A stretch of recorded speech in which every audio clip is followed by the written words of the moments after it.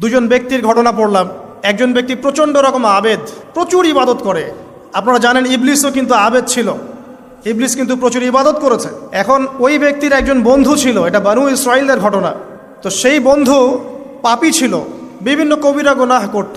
আর এই আবেদ ব্যক্তি বারবার তাকে নসিহত করত, গুনাহ ছেড়ে দাও, তুমি পাপ করছো, গুনাহ ছেড়ে দাও।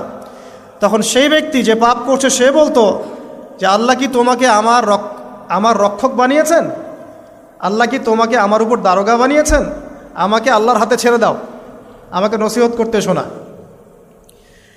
একদিন এই আবেদ ব্যক্তি তার বন্ধুকে একটা জঘন্য পাপ করতে দেখল, এমন একটা পাপ যেটা দেখে তার মনে ধারণা আসলো এটা চরম জঘন্য একটা কাজ। তখন সে মুখ ফসকে বলে ফেলল যে আল্লাহ তোকে আর মাফ করবে না, আল্লাহ তোকে জান্নাত দিবে না। আল্লাহ রাব্বুল আলামিন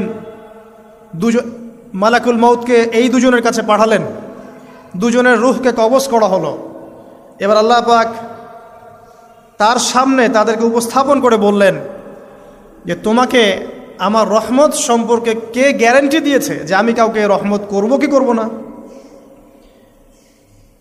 যাও, আমি তোমাকে জাহান্নামে পাঠালাম, ওই ব্যক্তি যে আমার রহমত প্রত্যাশা করেছে আমি তাকে জান্নাত দিয়ে দিলাম।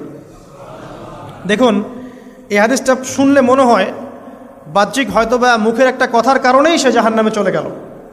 আসলে বিষয়টা এমন নয়। বিষয়টা আমি আপনাকে বোঝাচ্ছি। বিষয়টা হচ্ছে ইবলিসের মতো।